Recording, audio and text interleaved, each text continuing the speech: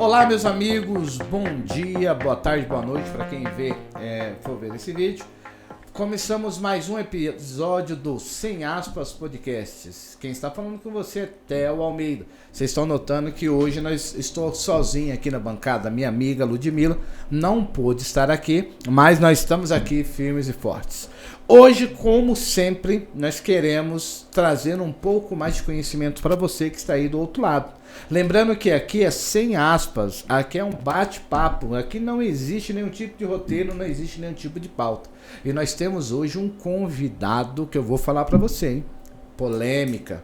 Polêmica? Você vai saber o porquê que é polêmica. Mas antes disso, eu quero convidar você a fazer os 3 Cs. Curta, comenta e compartilha. Envie esse vídeo para as pessoas, para os seus amigos, familiares. Nos ajude a crescer, porque você sabe, né? Aqui não tem lero-lero, não tem lesco-les. Aqui é papo reto, aqui é direto e aqui é sem aspas. Um abraço. Lembrando aqui também, ó, esse link que está aqui abaixo é o link do nosso Pix. Você que quer patrocinar esse projeto, você que tem a vontade de patrocinar, nos ajude. Aqui tem um Pix. E você que é empresário, quer fazer parte, quer ser um dos nossos patronos, tem um e-mail aqui, mande lá para nós, que a nossa assessoria vai estar entrando em contato com você. Tudo bem? Então, sem mais delongas, eu venho aqui apresentar o meu convidado de hoje.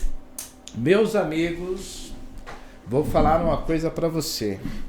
Esse convidado tem conteúdo, mas tanto conteúdo que dá para escrever pelo menos uns 20 livros.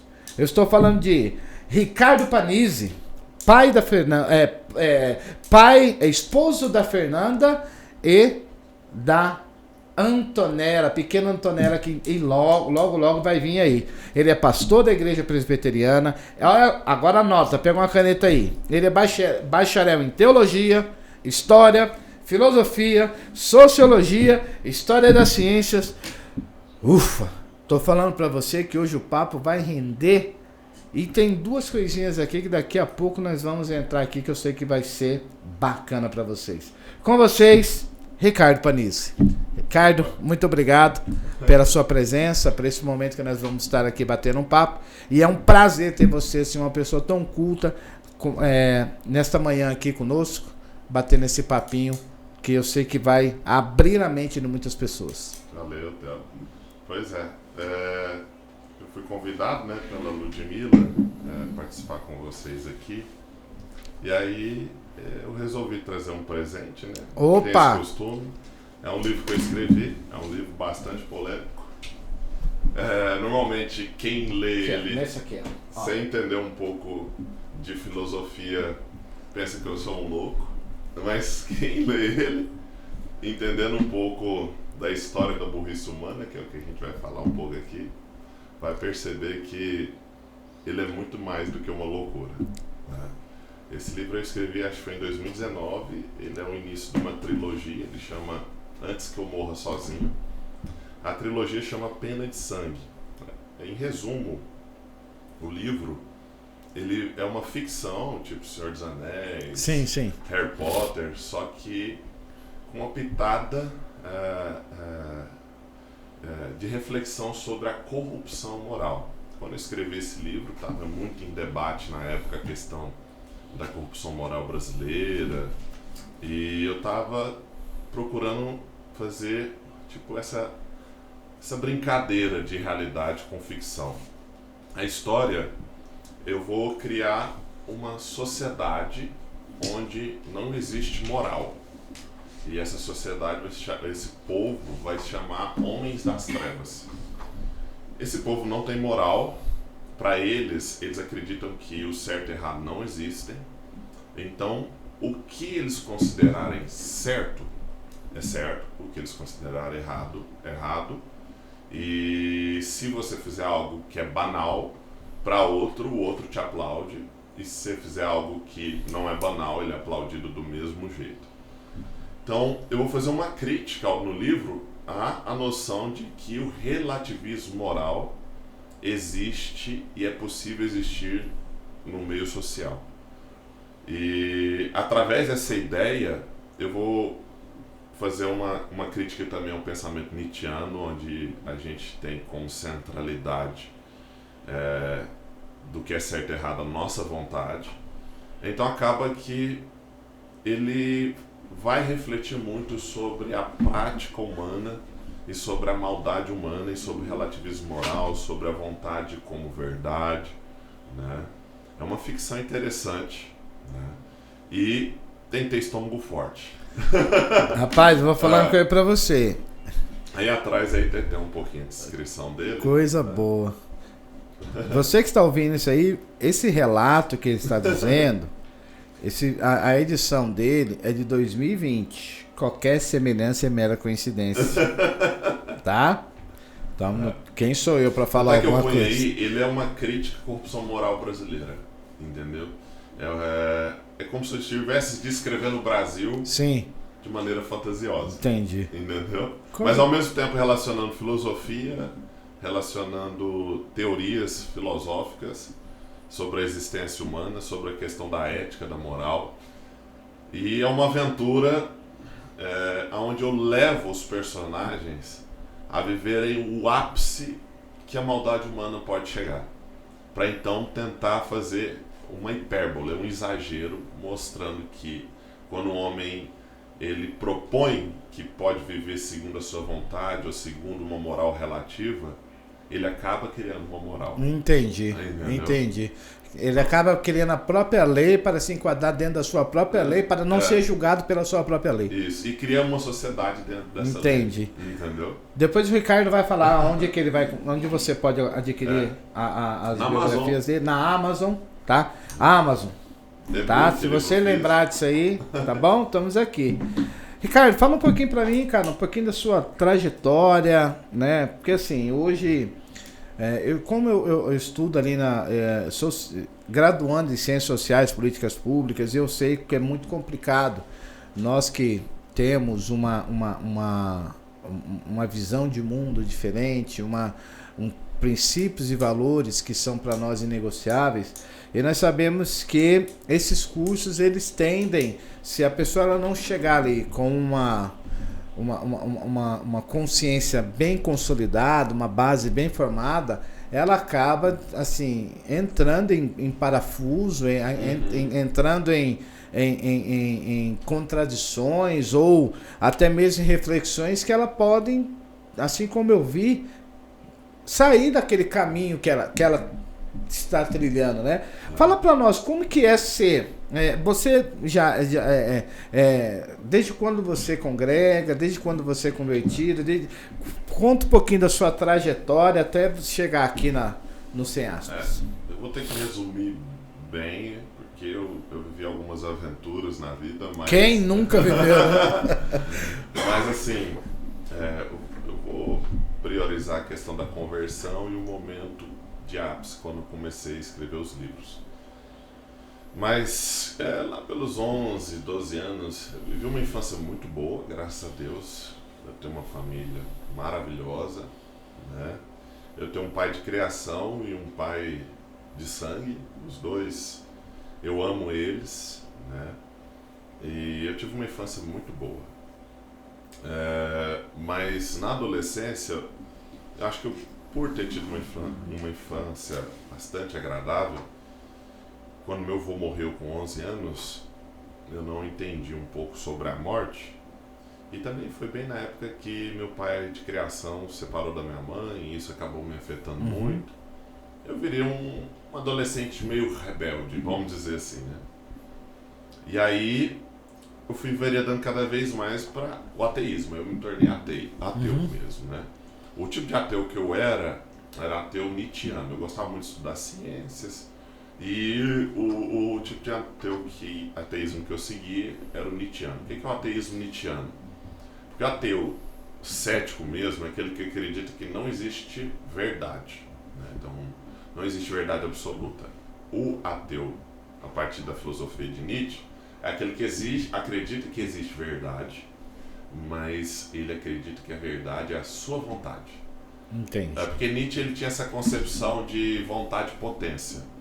A vontade de poder. O homem se tornava um overmensch, como ele dizia, um super-homem, ou mais traduzido mais corretamente homem além do homem, ele se tornava um overmente quando ele abandonava a moral, as práticas religiosas e se centralizava no eu quero, não mais no eu devo. Então eu era esse tipo de ateu. Eu centralizava no eu quero e eu achava que a minha vontade deveria imperar. Então assim, ali no meio da juventude, eu comecei a dar bastante trabalho para minha família e minha mãe ficou muito preocupada. Meu irmão tem raízes presbiterianas também, a esposa dele, a Roberta, até que eles casaram aqui na Presbiteriana da Maranata. Minha mãe também é cristã, então a gente acabou que eu deixei a família toda preocupada naquela época, porque meu irmão morava em São Paulo, e lá em São Paulo ele ligou uma vez para minha mãe, conversou, falou que estava muito preocupado comigo. Falou assim, não, vou enviar meu filho aí para você levar ele para a igreja. Aí eu fui passar uns 15 dias em São Paulo nas férias. Aí nas férias ele me levava só para a igreja, eu detestava aquilo. Eu odiava. Aí chegava lá, falavam... Ou seja, até nesse momento Nietzsche tinha esquecido, porque saiu do eu quero, passou eu devo, né? Exatamente. Aliás, eu devo não, eu sou obrigado. É a geração de hoje, né? A geração nem trabalha, nem estuda, né? É só eu quero, né? Exatamente. E aí meu irmão começou a falar da Bíblia, de Deus pra mim, eu rebatia com a ciência, né? Aí um dia eu fui na casa de um amigo dele, morava no mesmo prédio, né? No andar, acho que de baixo mesmo. E ele começou a pregar pra mim, a gente começou a conversar da Bíblia até umas 6 horas da manhã, eu e ele, o Mário, né? Hoje ele mora lá em Portugal. E aí, terminou de conversar, eu fiquei meio assim, em dúvida, não? Será que Deus existe? Será que Deus não existe? E voltando a lembrar que 2 dias antes desse evento, eu estava numa reunião de um pastor, e no final da reunião ele entregou um papel para todo mundo e mandou a gente escrever o sonho nosso no papel. E eu não acreditava em Deus. Mas eu tinha um lema na minha vida que era assim, eu procuro uma coisa que não tem resposta. Esse era o meu lema. Eu senti um vazio, eu descontava esse vazio nas bagunças na vida que eu levava e achava que isso de certa forma iria me suprir, mas não conseguia. Tentei descontar esse vazio no esporte também, porque minha família toda é desportista. E aí, mas não me supriu. Aí eu escrevi lá no papel, mesmo não acreditando na oração do pastor, mesmo não acreditando que aquilo, que Deus existe, escrevi por uma coisa que não tem resposta. Mais como uma forma de expressar o meu sentimento do que uma forma de acreditar em algo religioso. E aí ele pôs lá e falou assim, eu vou orar, isso vai acontecer. Aí 2 dias depois eu estava na casa desse Mário, conversando até 6 horas da manhã com ele, de Deus. E aí ele me levou no... ele foi dormir e eu fui no banheiro rapidão e ia dormir também. Aí eu peguei um perfume que ele tinha lá por curiosidade. E atrás desse perfume estava escrito assim, procuro uma coisa que não tem nome. Eu fui nos lugares mais distantes da terra, fui nas cachoeiras, nos mares e não encontrei o que procurava. Eu vou voltar a todos esses lugares até encontrar. Eu tenho a foto dele aqui, chama Caiaque Aventura. Ele já saiu de linha. Ele tá num dos livros meus. Não sei se vai dar tempo aqui de eu procurar. Mas se vocês quiserem ver a foto desse perfume, ele tá no livro que eu escrevi, que é a minha biografia. Aí você vai entender mais a história ainda. Chama Da Ilusão à Realidade, né? Aí depois disso, que eu vi aqui no perfume, 2 dias atrás, a mesma coisa, o que não tem nome, o que não tem resposta. Isso faz parte até da teoria da realidade que eu desenvolvi décadas depois. E... o que não tem nome, não tem resposta? Deus. Ele tem aquilo que podemos compreender dele, né, nós cristãos, acreditando que a gente compreende aquilo que ele se manifesta. No caso, a palavra de Deus. É isso que a gente compreende de Deus. Agora, o que é além disso, ele não se manifestou. Exatamente. Então, em sentido prático, ele não tem resposta, porque... Ele é a resposta em si mesmo. Ele é a resposta em si mesmo e a gente só entende dele que ele se manifesta. Exatamente. Ele não tem nome porque quando ele se manifestou a Moisés, ele falou, eu sou, né? Yahvé, né? Então, ele não tem um nome, ele é. Né? E a atribuição de nome é fazer ele existente apenas, né? Ele fazer parte do algo, ele é muito além disso. Então, foi a partir daí que eu caí a ficha. Você tinha quantos anos nessa época? Eu tinha 15 anos, 14 para 15 anos. Eu fui batizado em março de 2006. Eu tô bem novo, apesar da aparência de velho, né? Cara, que bacana, né? A gente vê que muitos jovens hoje, que estão até no meio cristãos, né? No meio cristãos, também podem estar passando por esse momento, né? De dúvida. Quem sou eu no meio? Quem sou eu? Buscando, talvez, estou buscando resposta onde não existe. Né? E nós, assim como nós falamos, né? Hoje a juventude, ela passa por essa revolução, essa ebulição no qual toda hora eles tentam se identificar em algum local, alguma coisa, eles buscam uma identidade para serem aceitos no meio, né? Aí quando foi em 2019 eu entrei no seminário presbiteriano, aí eu me formei em 2014, mas eu não tinha publicado livro nenhum. E quando foi em 2017, 2018 precisamente, eu publiquei meu primeiro livro, que foi o Matar um Deus Errado. Matar um Deus Errado, ele é uma... eu estudei por muitos anos Nietzsche, né? Até que é o único livro cristão específico disso que existe no mundo, né? Que eu vou pegar um livro de Nietzsche, que é o Anticristo, e foi um trabalho de formação mesmo, né? Foi Nietzsche que disse que Deus está morto? Isso, por isso é matar Deus errado.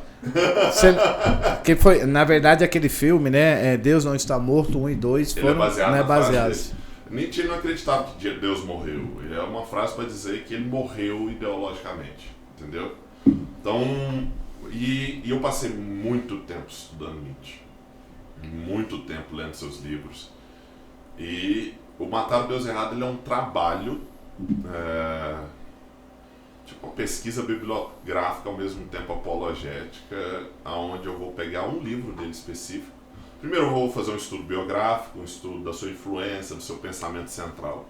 Mas aí eu vou focar num livro dele, que é o Anticristo. Eu vou pegar esse livro, eu vou pegar as críticas que ele faz ao cristianismo, e aí eu vou tentar concluir se essas críticas têm validação. O problema de Nietzsche, que as pessoas acreditam muito nele, é porque ele parece criticar o cristianismo com razão. Mas as críticas que ele faz à Bíblia, ao cristianismo, são muito fáceis de rebater se você tiver um preparo bíblico, um estudo bíblico, se você realmente ler e estudar a Bíblia, a teologia, você consegue rebater ele facilmente. Por exemplo, por que eu falo com isso? Por exemplo, uma das críticas dele, ele falava assim: o Deus do Antigo Testamento, ele é um Deus punidor, cheio de juízo, porque o povo do Antigo Testamento era um povo soberbo, um povo orgulhoso. Então por isso que o Deus deles era um Deus de juízo. E o Deus do Antigo Testamento é aquele Deus misericordioso, porque quem se converteu no Novo Testamento eram os soldados romanos, os escravos, as pessoas pobres de Roma. Então por isso era um Deus misericordioso, porque eles sabiam que não ia ter nada depois dali, aliás, não ia ter nada ali, a vida ali era profundamente passageira, e eles não conseguiam reverter a situação econômica que eles viviam. Quem era rei, quem era servo, quem era soldado, ia morrer assim. E aí, por isso eles criam um Deus misericordioso, uma vida eterna e por aí vai. Ou seja, um Deus moldado à sociedade. Ser, isso, ou seja, nosso ser. Eu sou mal, seu mal é impiedoso. Se eu mudei, eu sou bonzinho, sou uma pessoa que tem uma certa necessidade independente da área. Não, agora... Exato.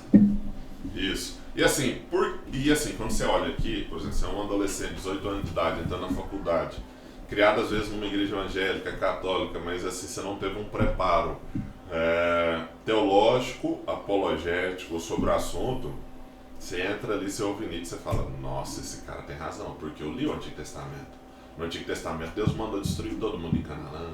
Mandou matar todo mundo ali. Crianças, tudo, mulheres. Deus, no Novo Testamento, olha a Cristo perdoando os inimigos. Olha ele dando a outra face. Olha ele sendo trocado por Barrabás. Tem razão, Nietzsche. Né? Aí, com textos bíblicos, você rebate isso. E a maioria dos argumentos de Nietzsche são rebatidos com o próprio argumento dele, com os textos que se encontram na Bíblia.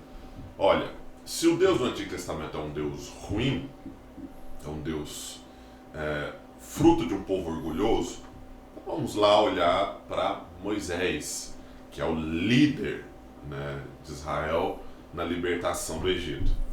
Deus chega para Moisés e fala assim: Moisés, vai lá e liberta o meu povo.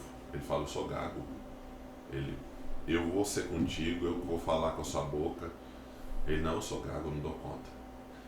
E ele insistiu tanto que Deus: então vai Arão no seu lugar. Né? Como é que ele é um povo orgulhoso se ele não tem coragem? Porque ele é gago. Né?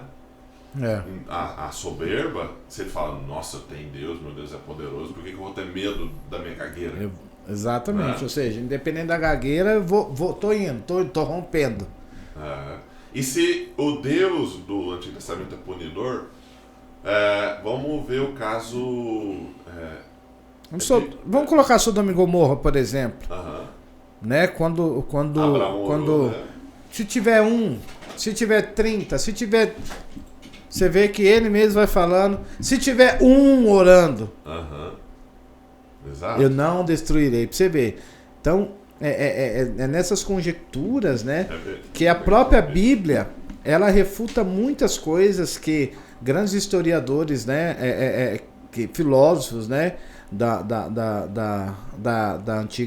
antiga era, né, eles rebatem, né, e colocam como se fosse verdade. A gente vive num período, deixa eu pegar aqui, que eu pensei, no final do século XIX para o início do século XX, a gente viveu um período de grande crítica à questão da Bíblia, né?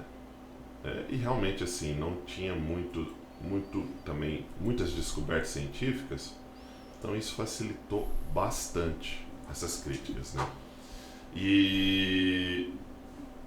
Mas assim, no final do século XX para o início do século XXI, a ciência evoluiu muito.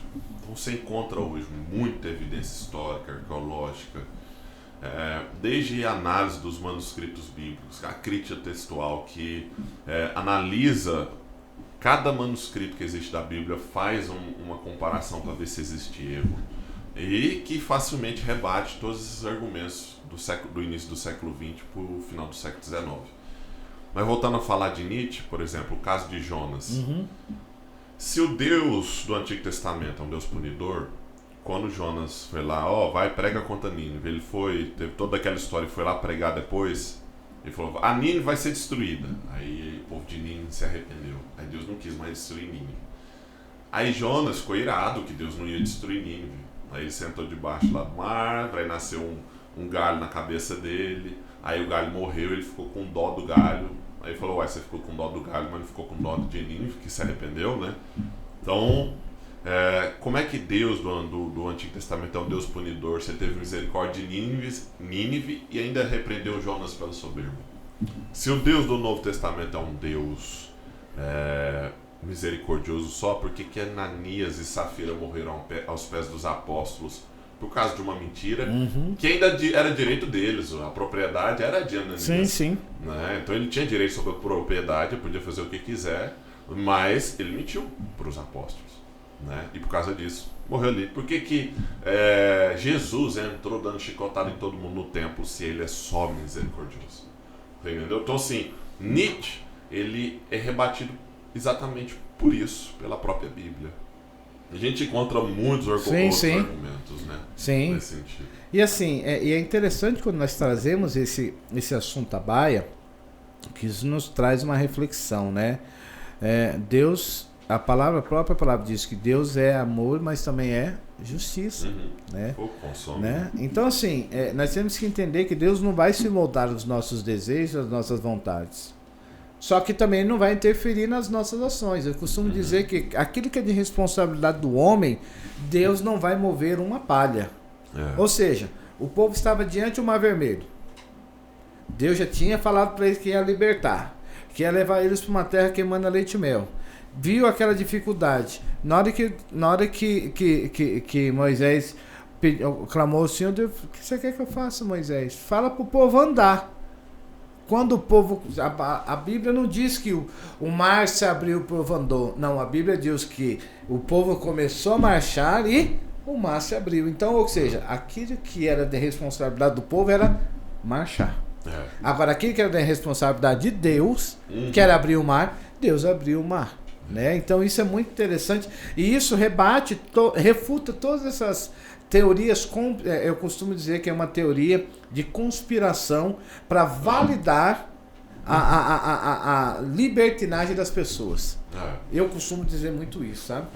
É porque assim, a noção de existencialista que a gente fala, que é dos filósofos existencialistas, Nietzsche, Sartre, de que a moral não existe, existe a existência, a moral é algo provindo dela. Então, você cria a sua própria moral, a sociedade cria a própria moral, e as pessoas olham para esses argumentos como se fossem fatos científicos, mas não são. Por quê? Se o relativismo moral é o certo, então o relativismo moral é uma verdade absoluta. E se ele é a verdade absoluta, como é que ele é relativo? Exatamente. Então, assim, entra num paradoxo, entendeu? Então acaba que o que muitas vezes é defendido hoje como fato científico não é um fato científico.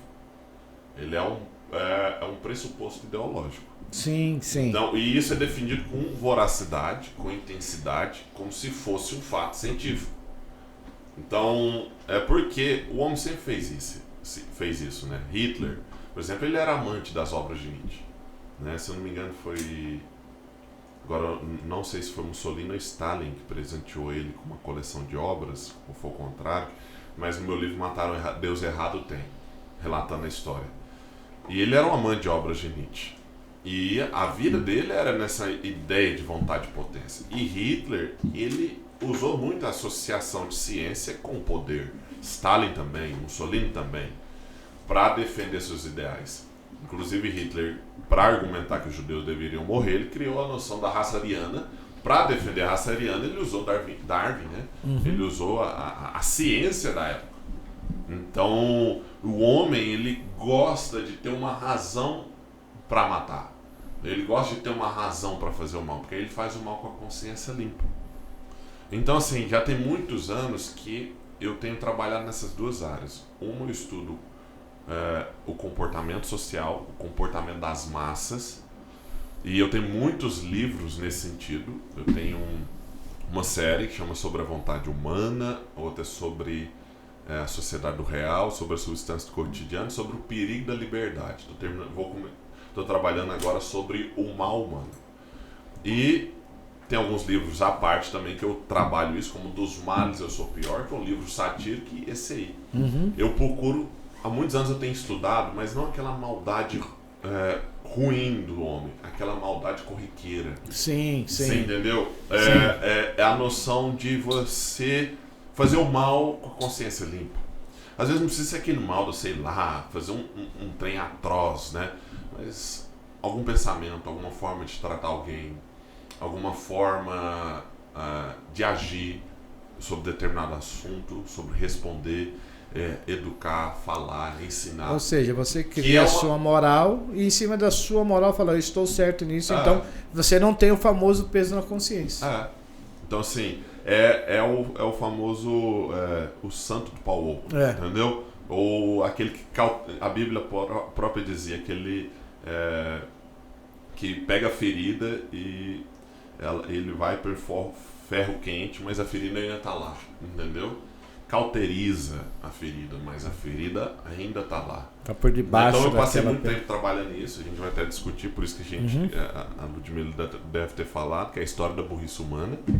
E a outra parte minha foi essa questão da metafísica. A noção, eu trabalho com a noção de argumentos sobre a existência de Deus. E não com o sentido de provar, porque se a gente quiser provar Deus, aquilo que a gente provar não é Deus. né? Porque Deus, ele não pode ser medido empiricamente. A partir do momento que eu quero medir ele pela experiência, aquilo que eu provar não é ele. E até mesmo Entendeu? porque a ciência ela tem que ser replicável, né? E a sua experiência com Deus você não consegue replicar para outra pessoa, né? E tudo isso começou através de vários gatilhos, starts na minha vida, de momentos que eu passei.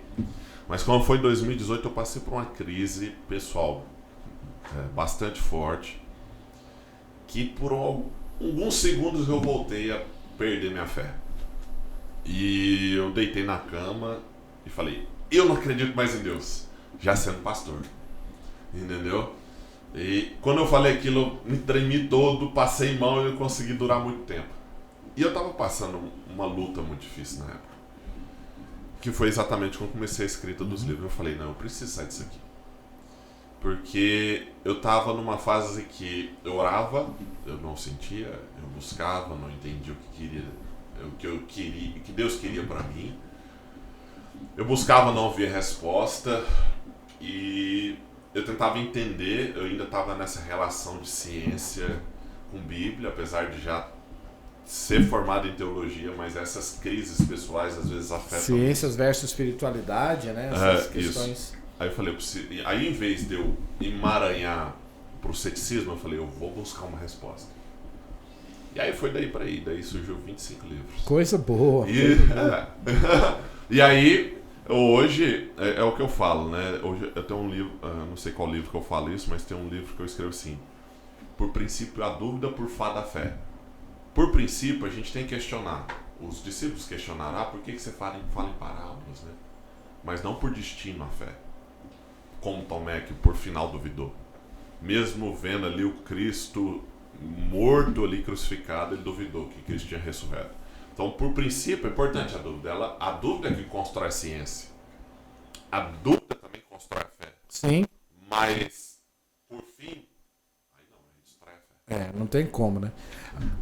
Ricardo, fala um pouquinho pra mim, pra gente entrar nesses dois temas aqui que eu achei muito interessante.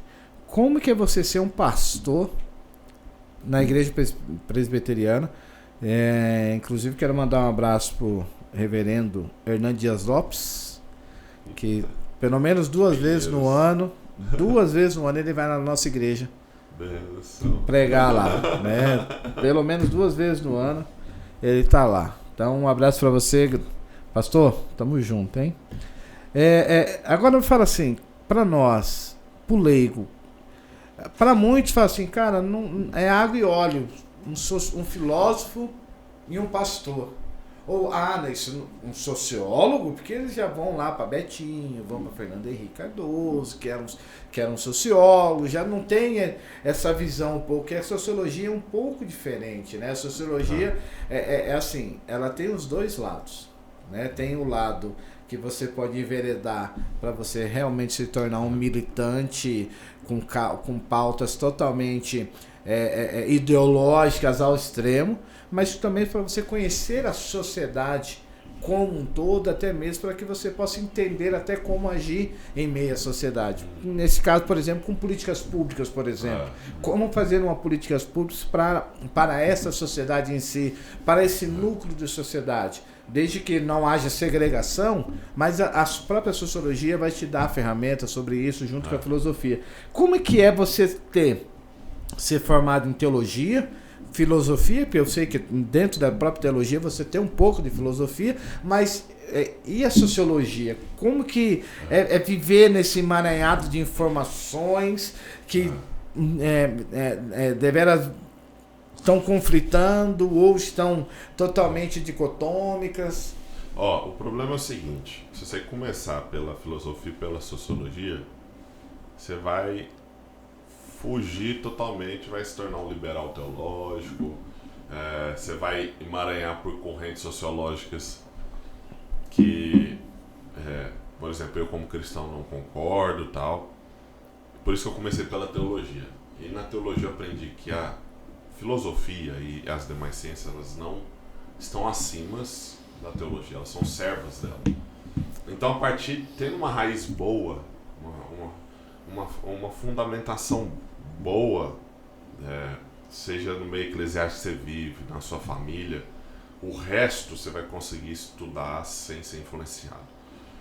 A sociologia, ela já surgiu com um ideal esteticista. Sim. Mas é possível construir uma sociologia a partir de uma perspectiva cristã? Sim. Você vai ter que fazer um recorte de muita história humana? Muito. Mas é possível você construir. Você extrair alguma coisa dali, né? Por quê? O que eu faço? Eu estou tentando construir, e já faço isso, já tenho um trabalho extenso nisso, né? Uma sociologia a partir de uma perspectiva cristã. Por quê? O problema da sociologia contemporânea, no sentido marxista, é que ela busca soluções. Marx, ele pega o ideal de Hegel. Hegel, ele era não sei se era um cristão devoto, mas ele se denominava um homem que acreditava nas coisas de Deus. E ele tinha uma teoria que ele chamava de tese e antítese. Uhum. E nessa noção de tese e antítese é assim, ó. Eu vou atravessar a rua, aí eu caio no chão, o carro tá vindo. A solução, né, é a síntese, é eu sair correndo pro carro me atropelar. Então, para ele, tudo é esse emaranhado de tese e antítese. Esse emaranhado de tese e antítese formava o que ele chamava de universo. E esse emaranhado, ele tinha um propósito, que ia resultar num fim, numa síntese. Por isso que ele chamava de espírito da história, que na verdade era uma noção de Deus. No final, Deus governa a história numa emaranhado de teses e de antítese. Marx, ele vai pegar essa noção e fala assim, joga esse espírito de história para fora, ou seja, joga Deus fora da jogada, mantendo a noção de tese e antítese, só de uma maneira materialista. Ou seja, ele vai tentar solucionar, através da teoria dele, o problema da corrupção moral. E aí ele entra no embate, que é o que eu tenho trabalhado no meu trabalho. Tanto exemplificado nessa ficção, quanto em todo o meu trabalho. É que o mal, no sentido moral, é insolucionável. Sim, ué. Mas o que eu quero dizer com isso? Porque eu falo no comportamento de massas. A sociedade, ela não tem como evoluir até uma perfeição moral. É impossível. Eu chamo isso de efeito bote salva-vidas. O que significa isso? Que a moral humana, ela é como se fosse um bote salva-vidas no mar. Quando um lugar melhora, o outro lá dá uma rata. Aí melhora, o outro dá uma rata, aí destrói e faz. Aí o que acontece? Por causa de... tipo, você, Theo, e eu, vamos lá servir, fazer o que é certo, lutar. Você pode lutar com todas as forças, mas vai ter um cara que vai pôr o pé na mão, vai chutar tudo que você fez, vai tentar pôr você para trás. Você entendeu? Então esse é o efeito bote salva-vidas, que se chama sociedade. Marx tentou acabar com esse efeito bote salva-vidas. E aí por isso que ele piorou a situação humana. Né? 80 milhões de mortos só no século XX. Né? Com o comunismo. Então assim, eu acredito, mas aí você pensa, mas a gente está evoluindo tecnologicamente. Mas evolução tecnológica não é sinal de evolução moral. Exatamente. Entendeu? Até mesmo porque você vê pessoas usando, por exemplo, a inteligência artificial para fazer coisas imorais. E as duas grandes guerras foram nisso. Né? Eles acreditavam assim no início do século XX, falavam assim, a ciência vai mudar o mundo, vai evoluir, vai acabar com tudo isso. Não. Causou as duas maiores guerras da humanidade. Né? A segunda ainda pior que a primeira. E eles falaram que a primeira era a guerra para acabar com todas as guerras. Então, nesse sentido, moralmente, o homem não consegue evoluir. Ele pode chegar até tal ponto, mas alguém vai chegar lá e dar rasteira. Essa é a sociedade. É assim que se formam os impérios, se destrói os impérios. Sim. Entendeu? o que eu acredito? Aí então você fala, então é impossível evoluir moralmente? Eu acredito individualmente é possível evoluir moralmente. Tipo, você falar, eu não vou seguir o resto do mundo, eu não vou seguir o comportamento da massa, eu vou tentar fazer diferente.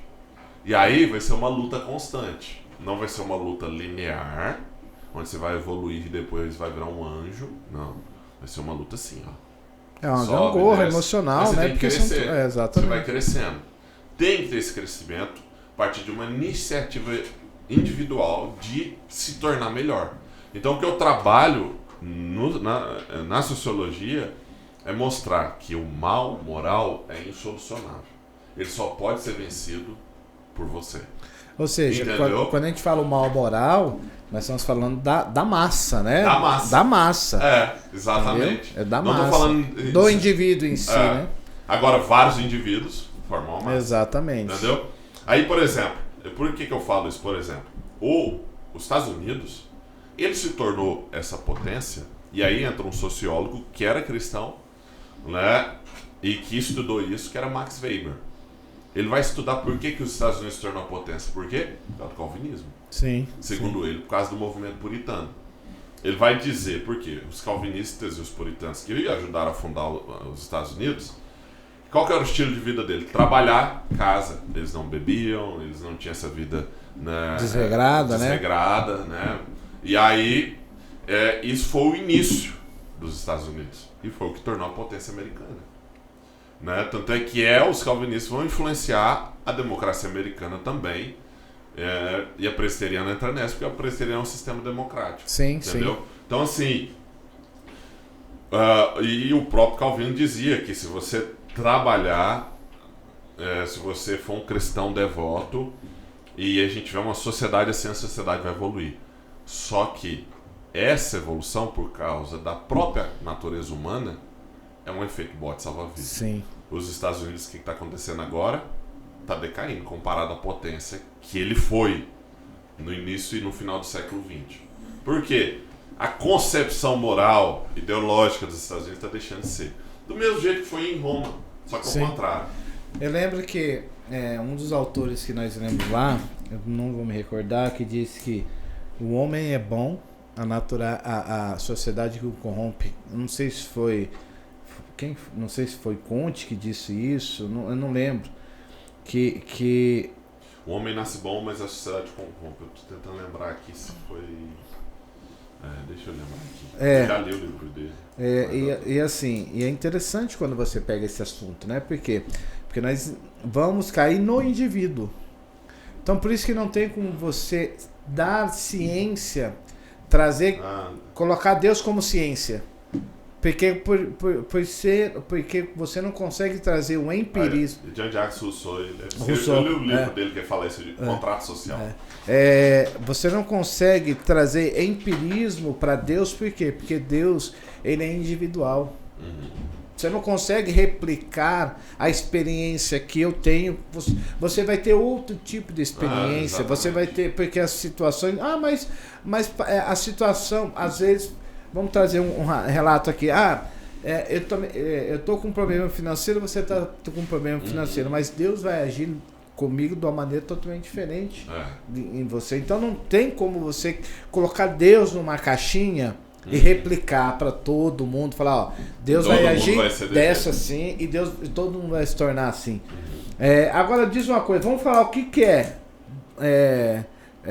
burrice humana. A história da burrice humana. A história da burrice humana. O que é isso aí, cara? Fala pra nós. Já até dei uma palhinha, mas é mais ou menos isso, né?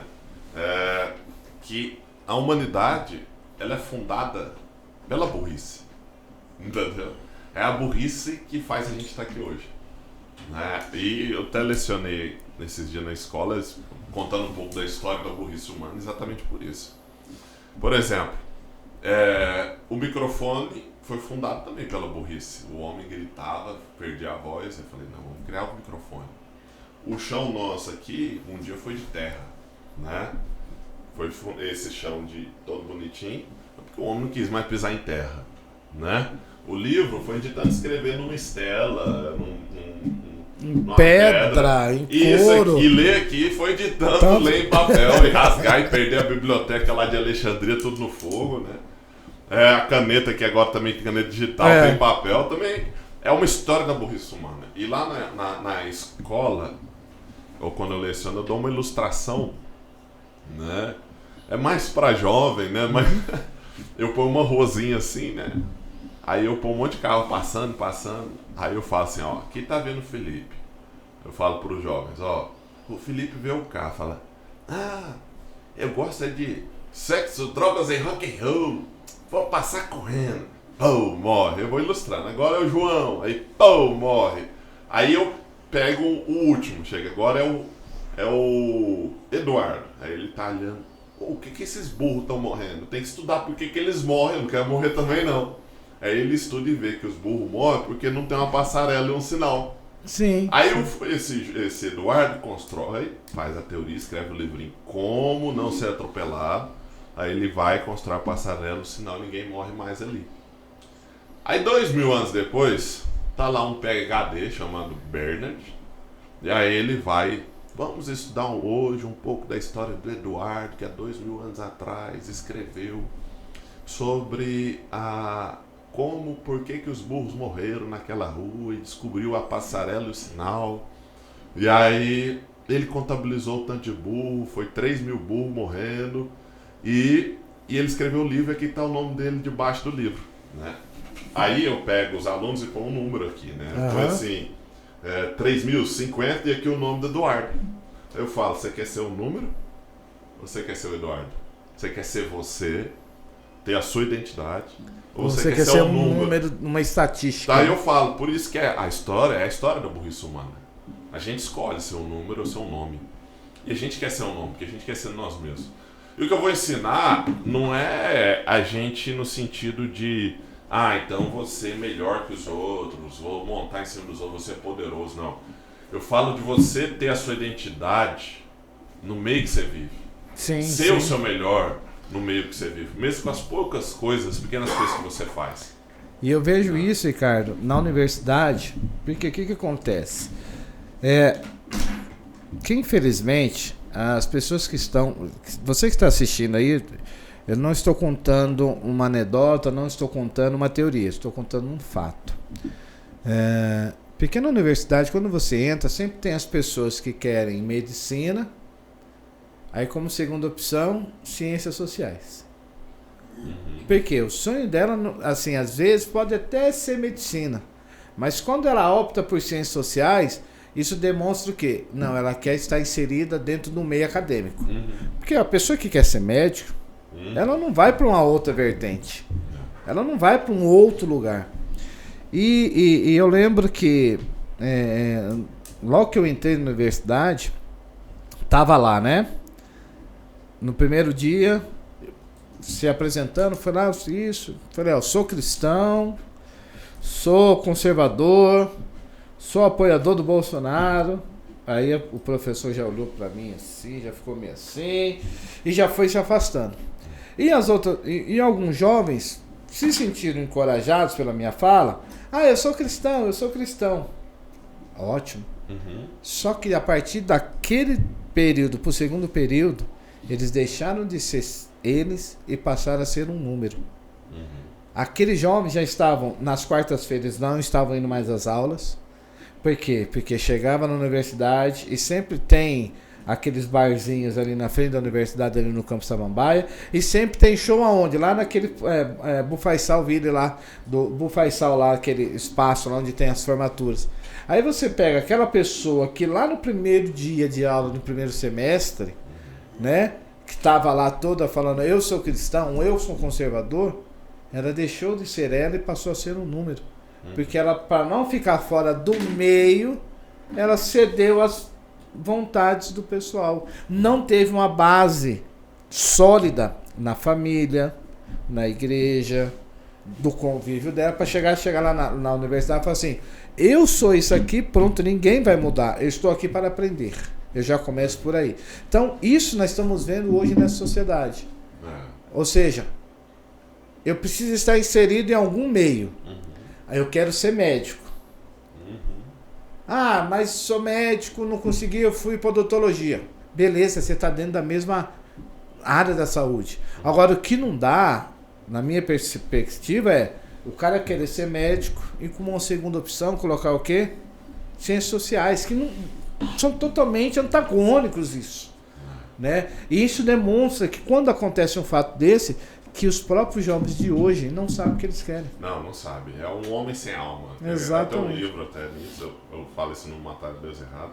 Aliás, homem sem qualidades. Ele, ao mesmo tempo, quer ser algo que ele não sabe se é. E ao mesmo tempo ele é tudo. Ele é um homem que mexe no celular, que conserta a casa, que é médico, que é psicólogo, mas ao mesmo tempo ele não é nada. Entendeu?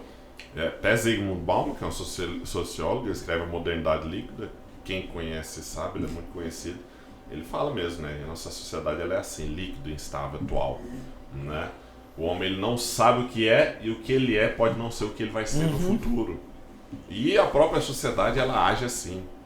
E essa noção de liquidez, de estabilidade também gera uma noção de estabilidade e significado. O homem não sabe o que é o propósito para ele, o que ele vai ser e por que ele está aqui.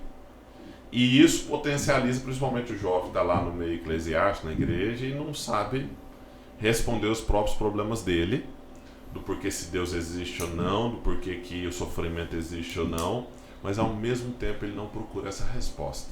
Entendi. Entendeu? Entendi. E quando procura, ele não procura com tanto interesse, afinco, e vive esse emaranhado de eu acredito em Deus, mas não sei se ele existe. Entendeu? Eu acredito em Deus, mas quando o trem aperta, né? Eu não sei se ele existe de fato. Entendi. Ricardo, o que é a teoria da realidade? Cara, aí nós vamos ter que afundar, são 14 livros disso aí. 14 livros. E cada um vai ficando mais complicado que o Lembrando, outro. você que quer conhecer um pouco mais das obras literárias do Ricardo, lá na Amazon, tá? Só colocar lá, Ricardo Panizzi, tá? Aqui embaixo aqui do vídeo, nós vamos colocar uns links, depois eu vou pedir para ele passar os links dos livros dele, a gente vai colocar lá, então você que quer conhecer um pouquinho, geralmente lá na Amazon você tem lá, eles deixam você ler, eu acho, duas páginas, 3 páginas para você fazer aquela degustação, aí tá lá, tá bom? Aí você vai conhecer um pouquinho mais o Ricardo Panizzi. Como ele disse, são 14 livros para falar da teoria da realidade. Tenta resumir para nós em poucos minutos aí o que é a teoria da realidade. Bom, assim, antes só da gente continuar, só para eu concluir, terminando o mal humano que eu estava falando, e eu estou escrevendo esse último livro, que também faz parte da teoria da realidade, só que é dentro do campo da percepção sociológica, comportamento de massa. Esse livro sobre o mal humano eu estou estudando porque que o homem não tem como evoluir moralmente totalmente. E o mal humano, por que ele não pode? Porque ele é um mal, é um problema empírico e é um problema de natureza. Empírico por quê? Não tem como provar o certo e errado empiricamente. A gente trabalha com pressuposto. A Bíblia diz, o filósofo diz, mas não tem como provar. A lei diz, ou seja, a lei te dá um norte, né? A razão não consegue definir totalmente a moral. É o pressuposto. Então aí está um problema de que o homem não pode evoluir moralmente por causa disso. E segundo, é um mal da natureza. A gente tem o mesmo DNA do período neolítico, do início do mundo, entendeu? Não mudou nada, é o mesmo homem, só que com iPhone, né? Então, os mesmos vícios, as mesmas potências, as mesmas tendências. Então, esse é o trabalho meu, dentro da teoria da realidade também, mas dentro do campo sociológico. A teoria da realidade, ela inicia na noção de percepção do que é realidade. Por quê? A gente sempre ouve essa discussão. O que é real, o que não é. O que existe, o que não existe. O que é ilusão, o que é verdade. E você olha para um esquizofrênico. Ele vê, por exemplo, um elefante voando. O elefante voando existe?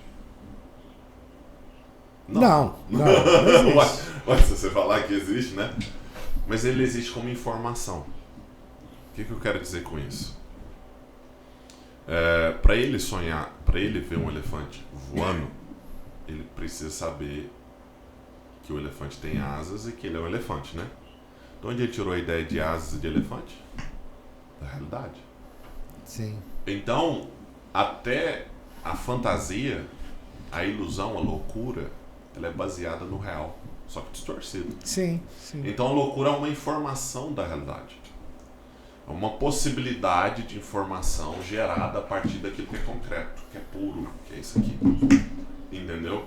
Então, a teoria da realidade, ela vai trabalhar com a percepção do homem sobre o que é a realidade. E aí eu vou trabalhar, por exemplo, aí que vai entrar tanto dentro do campo sociológico, que é a maldade humana, quanto dentro do campo metafísico. O campo metafísico é mais complicado. Tem a questão da argumentação sobre Deus existe ou não, e tem também a questão de epistemológico, que é tipo assim, o que eu posso conhecer. Mas vamos entrar um pouco mais básico nessa questão a questão da existência de Deus e um pouco do meu trabalho sobre isso.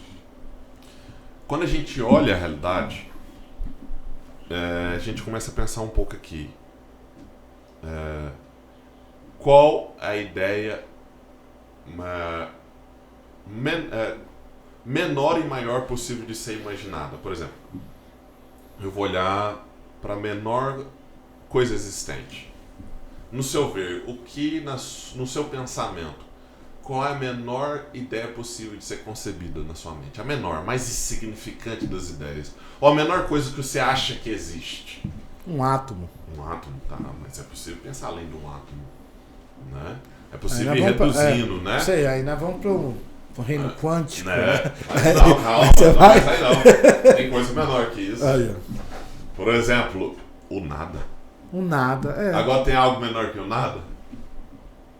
Não. Não, é o nada. É nada, né? E quando você pensa no nada, o que você pensa? Como é que ele é o nada?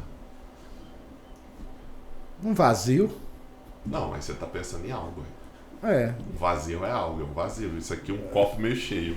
Esse espaço aqui é vazio. É verdade. Algo. Então quando você pensa em nada, você pensa em algo, não é? Você acaba pensando em algo. Teórica, assim, instintivamente você acaba pensando em algo. Então a menor das ideias, quando você pensa nela, você não consegue pensar nela praticamente. Pura, né? Pura, ela existe. Quando você pensa no nada, você pensa num todo vazio, você pensa num espaço vazio, então você está pensando em alguma coisa. Algo que tem espaço. Algo vazio, um todo preto, né? Um todo branco, mas é algo. Então o nada é a menor ideia possível de ser concebida, só que quando você concebe ela não pode ser posta em prática. Então uma ideia que anula a si mesma. Então a ideia mínima, que é o nada, é uma ideia que anula a si mesma. Você pensa nela e ela já se destrói. Entendeu? Então você pode teoricamente escrever o nada, mas o nada é algo, é um trem que você escreveu. Então, teoricamente... Você baseou em alguma coisa para você ter como uma fundamentação o nada. Então, teoricamente, o nada ele existe. Entendeu? O nada ele é algo. Né? Cara, é assim, bem calma, complexo. Aí, calma. Agora, tá, pensamos no mais insignificante. Agora... vamos pensar no que existe em nossa volta. O universo, eu e você, eu chamo isso de ideia moderada. No argumento ontológico clássico, seria tipo uma ideia contingente, aquela que depende das coisas para existir. Né? Eu e você depende de algo, o universo depende de algo. Sim.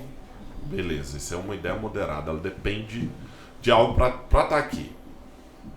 Agora, qual que é a maior das ideias possíveis de ser concebida?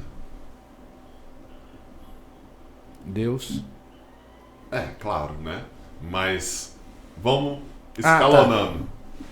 Se você pensar no universo, você pode pensar que existe algo além do universo? Só na ideia. Não. Eu acho que o universo, ele... Pode, velho. Se você for religioso, você pensa no mundo espiritual. Ah, sim. Primeiro, segundo, terceiro céu. E se você for um astrônomo, você vai pensar num universo paralelo, né, no múltiplos universos. São teorias novas. Buraco negro, aí você fala, opa, será que tem... Será que nós temos o buraco de minhoca ali? Será que nós vamos atravessar no outro? Você pensa no... É isso. A realidade retorcida, né? Na imaginação você pode dar flor à ideia que você quiser. Então, você pode pensar em tudo isso. Tá, beleza. O que chama tudo isso? No livro eu chamo de a totalidade das coisas. O que é a totalidade das coisas? É a realidade. A totalidade das coisas é aquilo que é puro, é isso aqui, ó. Físico. Tanto que é físico ou abstrato. Quanto que é abstrato. Como informação. Entendi. Então, assim, como informação, as coisas em certo ponto existem. Por exemplo, se eu medir a gravidade aqui na Terra, eu vou vir escrever a gravidade aqui. Aí o cara do outro lado do mundo ele vai calcular a gravidade e vai chegar no mesmo número, não vai? Isso é uma informação. Essa informação, ela existe? Não, ela não é palpável. Ela é abstrata. Então ela é uma realidade. Também é sentida também, né? Porque nós estamos aqui... Ela é calculada. Uhum. Ela existe como informação. Ela é abstrata, mas ela existe. Ela faz parte da realidade. A gente pensa, a minha ideia não é real. Ela é real no sentido... Pode não ser real no sentido puro, físico. Ela pode não ser real no sentido de razão. Você pode estar louco, perturbado. Mas no sentido de abstração, de informação, ela faz parte da totalidade das coisas. Ou seja, faz parte da realidade. Isso. Então a própria imaginação, ela existe no sentido de abstração, mas no sentido de realidade. Ela é uma realidade. Entendeu? Mas não uma realidade física, uma realidade assim, não, você está certo. Isso aqui, esse pensamento seu está certo. Ele vai produzir algo bom. Entendeu? Ele existe. Tá, beleza. Isso chama-se totalidade das coisas, realidade. Por isso chama teoria da realidade. Tá. Bacana, cara. Aí calma. Mas é possível pensar além da existência? Se você pensar no nada, você não está pensando na existência, né? Porque ele anula a si mesmo. Mas é possível pensar além da existência? Se a gente for pensar no plano espiritual, nós temos a vida eterna. Mas o plano espiritual também existe. Então. Porque a existência, ela subsiste em si mesmo. Porque você tem a existência física, mas depois você pode, por exemplo, eu tenho a existência física, minha material aqui, mas depois que eu partir dessa, eu vou ter a minha existência abstrata no pensamento das outras pessoas. Mas ainda é existência. Mas ainda é existência. Tá, então assim, a ideia mínima é o nada, a ideia moderada é a totalidade das coisas, a realidade. É possível pensar além da existência? Sim. A não existência. Mas a não existência não pode ser o nada, nem pode ser a totalidade das coisas. O que seria a não existência? Um projeto. Essa seria a ideia máxima. É uma ideia além da própria existência. E aí tem uma teologia apofática, uma teologia apofática. Muitos de nós reformados cremos nessa ideia. Ela não anula a noção em nenhuma cristã. Ela fala que Deus não existe. Mas peraí, então ela está falando de ateísmo? Não, Deus não existe, porque se ele existisse, ele não seria Deus. Aí bugou a mente, né? Mas já vi muitas pessoas falarem disso, mas todo mundo fala dessa raiz. O que eu fiz? Eu destrinchei essa raiz, por isso que Deus está de livro. Deus não existe. Porque se ele existisse, não seria Deus. O que isso significa? Porque se Deus fosse apenas existente, ele seria algo, né? Então a existência seria maior do que quem? Deus. E se a existência é maior do que Deus, então Deus não é quem ele é. Para ele ser maior, todo onipotente, onipresente, onisciente, o maior ser possível, ele tem que estar acima da própria existência. Entendeu? Então por isso que ele é não existente e existente ao mesmo tempo. A teologia apofática só faz como não existente. mas ao meu ver, ele é existente e não existente. Então, ele não existe porque ele é acima da existência. E ele existe porque ele se manifesta na própria existência. Ou seja, ele não existe, não é por questões ateias, mas ele não existe porque ele é acima da existência. Da noção de existência. Mas ele se manifesta ou de da maneira... noção de realidade, que eu chamo aí. Entendi. E aí o que acontece? Para concluir o argumento, isso é só um argumento. São vários. Ele é acima da existência, tá? Então, isso é a ideia máxima. A maior ideia concebível é a que ultrapassa a própria realidade. É a própria noção de não existência. Então, vamos lá. O nada é uma ideia que cancela a si mesmo, porque quando você imagina um nada, você imagina um algo. A ideia moderada, que é a realidade, ela depende de uma realidade para existir. Ela depende de algo. A ideia máxima é uma ideia que, quando você imagina, ela tem que existir na realidade e além dela. Por quê? E aí entra um pouco do argumento ontológico, porque é uma versão moderna dele que vai criticar as críticas modernas contra ele. Porque muita gente hoje diz que esse argumento ontológico é inválido e tal, e esse é um rebate disso. É complicado entender no início para pegar, mas por que um nada é uma ideia que cancela a si mesma e o Deus, que é a ideia máxima, é uma ideia que confirma a si mesma? Porque quando eu imagino Deus, eu consigo imaginar, por exemplo, vamos supor, Hades e Poseidon, Deus do mar e o Deus da nuvem lá, dos raios. Eu imagino um Deus que controla o mar, um Deus que controla os raios, né? E eles são sujeitos àquilo, né? Eles são sujeitos àquele domínio. Ou seja, eles estão dentro da realidade. Na verdade é Zeus e Poseidon, né? Isso, porque Hades é do inferno. Zeus, Hades e Poseidon. Estou confundindo aqui. Eu falei a palavra pensando em outra. E aí, eles são condizentes a isso aqui, a realidade. O Zeus é condizente à realidade dos céus, Poseidon é condizente à realidade do mar, Hades é condizente à realidade do mundo dos mortos. Então eles são partes do quê? Da realidade. Uhum.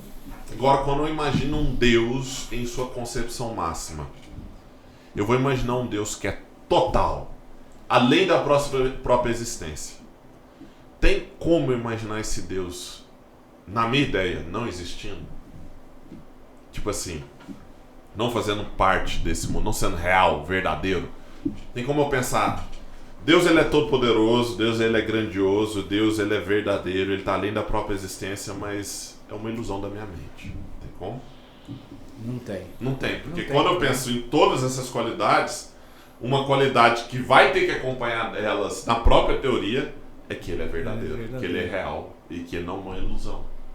Entendeu? Então é uma ideia que para existir ela tem que se comprovar. Entendeu? E ele se comprova em si mesmo. Exato. Cara, interessante. Ricardo, estamos partindo pro final agora. E assim, é um papo que eu vou falar uma coisa pra você. Se a gente ficar aqui 4 horas, a gente vai... Mas se você ficou interessado, ó, entra lá na Amazon, Ricardo Panizzi, tá? Vai ter ali uma biblioteca maravilhosa pra você. Nós vamos colocar no link aqui embaixo para você estar visitando, tá? E assim, são boas literaturas. Pode ir lá, leia e depois você coloca nos comentários aqui o que você achou. E partindo pro final, Ricardo, suas considerações finais, cara. O que você acha que seria interessante deixar aqui de recado pro pessoal? O que você acha que é importante? E depois faz aí a apresentação dos seus livros e do seu bolo de pote, que eu já fiquei sabendo.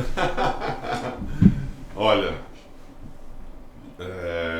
se eu posso deixar algo pro pessoal até onde pode o homem? Até onde for seu vício e a sua maldade? E só uma maneira de refrear isso: o desejo por não viver mais sua vontade. E aí você vai ver para onde pode vir, até onde pode ir esse homem. E só essa é a solução para o mal humano. Alguns dizem em que eu sou muito pessimista. Existe uma diferença entre o pessimista filosófico e o pessimista de vida. Na verdade, eu sou muito otimista quanto à vida. Eu fui criado em raízes de tradição japonesa, então, na verdade, eu enfrento muita vida. Só que o otimista filosófico é o que constrói o avião. O pessimista filosófico é o que constrói o paraquedas. O pessimista do dia a dia é aquele depressivo, que não crê em nada, que não acredita que vai dar certo, que não luta. É igual aquela raposa, né? Esse é o pessimista. Não, o que eu faço, eu estudo a moral humana, a corrupção moral humana, eu estudo a realidade a fim de melhorá-la. Por isso que eu acredito que esse efeito pode salvar vidas, pode ser vencido pela individualidade. Então, onde pode o homem? Até onde for seu vício. E a única maneira de reverter isso é uma solução que é gratuita, mas não é para aqui. Exato. Né? Exato. Gente, fala um pouquinho aí dos seus livros, do seu bolo de pote. Meus livros, eles podem ser encontrados na Amazon. Todas as Amazons brasileiras, do exterior podem ser encontradas. São em torno de 24, 25 livros que eu acho que já estão publicados lá. Se eu puder indicar um livro para você iniciar. É isso mesmo que eu ia falar, porque assim, existe um mundo Marvel, né? Um mundo, né? O MCU.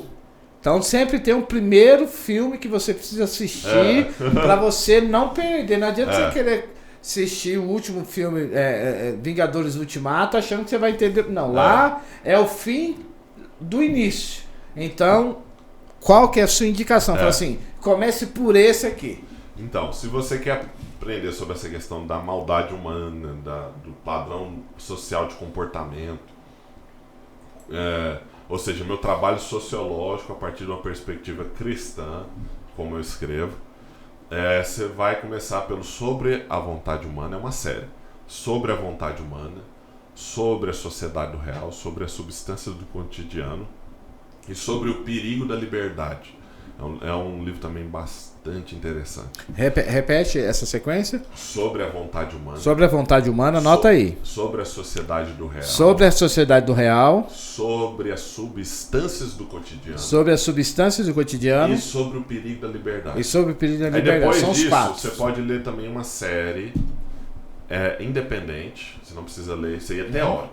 Aí isso aquilo é uma série só para aprender um pouco, que ao mesmo tempo mistura parábola, metáfora, provérbios. Dos males eu sou pior. Sobre a doutrina, sobre o tempo e sua doutrina, e sobre o medo e sua doutrina. Dos males eu sou pior, uma sátira, onde o homem, ali o personagem não sou eu, é como se não fosse eu escrevendo o livro. É uma trajetória de um homem perdido em suas maldades até ele se tornar um homem melhor. Bacana. E misturado com um monte de provérbios e metáforas. Bacana. E sobre o tempo e sua doutrina, e o medo da sua doutrina é uma conversa do tempo e o medo com o homem. Bacana. E sobre os argumentos da existência de Deus, para encerrar, começa sobre a realidade teológica, depois tem a realidade metafísica, tem o Deus metafísico, tem o paradoxo da realidade, a paciência de Deus, a ideia máxima. E vai indo aí. Bacana. Lembrando que aqui na descrição nós vamos estar colocando certinho. Eu vou pedir pro Ricardo passar para mim. A gente vai colocar aqui e você entra lá para você não se perder. E fala do seu bolo do pote. Eu também sou vendedor de bolo no pote. A gente faz um brownie no pote com sorvete de leite ninho, uma receita especial da minha esposa. A gente faz o brownie com cacau puro mesmo, 100%. E o sorvete de leite ninho a gente mesmo faz. E vira tipo uma mistura de sorvete com pote, com morango, com uva, com um monte de coisa. É muito gostoso. Ó, você que é de Goiânia aqui, ó. Qual que é o Instagram de sua esposa o nosso WhatsApp comercial, no Instagram a gente tá começando, a gente chama Panizes lá, né? Meu nome é Ricardo Panizes, no grupinho nosso no Instagram é Panizes. Mas se quiser, o WhatsApp comercial onde a gente faz as entregas, né? É 629-9387-9072. O número vai estar também aqui na descrição, então não percam, tá? Nós vamos estar lançando esse episódio na terça-feira, mas só que o número do Bolo do Pote nós vamos estar mandando nos recortes. E para encerrar, eu também eu sou publicador de livro, editor de livro, e eu trabalho com publicação independente, e hoje em dia o custo dela é 1/3 do que por uma editora comum. Bacana. E sai na Amazon, igual todos os meus livros que você vai encontrar lá. Coisa boa. Ó, você também, E o número é o mesmo. Nós vamos deixar tudo na descrição, tá? Primeiro, Ricardo, muito obrigado. Valeu por essa conversa, esse bate-papo, tá? Volte mais vezes. E para você que ficou aqui até agora, quero pedir um favor para você. Curta, comenta e compartilha. E vamos pulverizar isso, porque a sociologia ela precisa ser vista de uma outra maneira, e a filosofia também. Então, muito obrigado. Você quer contribuir com esse projeto? Aqui está o Pix. E você que é empresário, quer contribuir, fazer com que esse projeto se torne perene, manda um e-mail para a nossa assessoria, nós vamos fazer um trabalho bacana para você. No mais, muito obrigado. Até o próximo episódio. E como eu sempre digo para você, o papo aqui é reto, o papo é direto. Aqui o papo é sem aspas. Um abraço, fique com Deus.